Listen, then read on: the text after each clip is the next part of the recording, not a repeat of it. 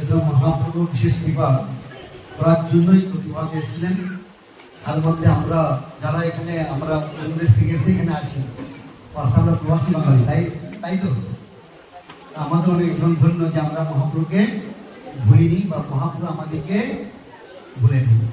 তার জন্য আমরা এরকম স্থানে থাকতে পেরেছি গোদাবরীর তীরে, এবং যেখানে অনেক অনেক ঋষিরা হারিয়া প্রাণীকতা যারা আচারকর্তা যারা ব্রাহ্মণ বা ঋষিরা যারা এখানে তপস্যা করেছেন।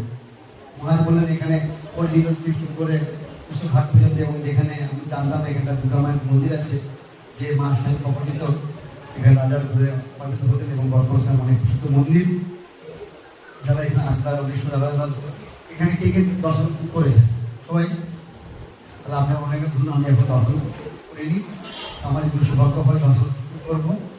তো চৈতন্য মহাপ্রভু এখানে বসে হরিনাম কীর্তন করেছেন। আমরাও 2 মিনিট কীর্তন করে আবার আমরা কোথাতে প্রবেশ করবো। বলুন হরে কৃষ্ণ হরে কৃষ্ণ কৃষ্ণ কৃষ্ণ হরে হরে হরে রাম হরে রাম রাম রাম হরে হরে কৃষ্ণ হরে কৃষ্ণ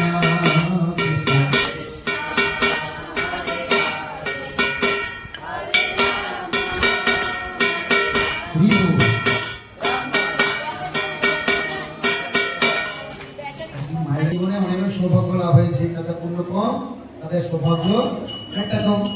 তাহলে ভাবুন, আমরা এখান থেকে কিছু নিয়ে আসিনি, কিছু নিয়ে যাব না, কিন্তু আমাদের কর্ম আমাদের সঙ্গে যাবে। তাই পরীক্ষিত মহারাজ বলছে যে আমরা প্রত্যেকে 7 দিনের মধ্যে মারা যাব, তাই তো। কিন্তু যেহেতু আমরা কেউ জানি না কোন 7 দিনের মধ্যে মারা যাব, তাহলে আমাদের হাতে কি করতে হবে? সাবধান থাকতে হবে।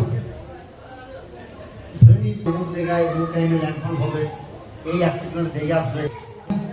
একটা কত ছন্দ বলছে, যদি মরণ তোমার সামনে আসে। আমরা কিন্তু দেখতে পাচ্ছি না, মরণ আমার সামনেই বসে আছে।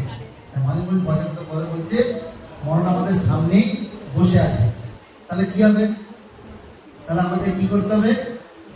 ওই যদি আমরা একে আপন করে নিতে পারি, তাহলে আমাদের বিমান ভয় থাকবে। বলছে আমি আমার দুর্মতি, আমি গোবিন্দ ভজন করছি, তাই আমার ভয়। বাকি যে ব্যক্তি ভগবান মরণকে আপন করতে পেরেছে তার কোনো আর ভয় নেই। তাই মরণ পথ কি না কি করতে হবে?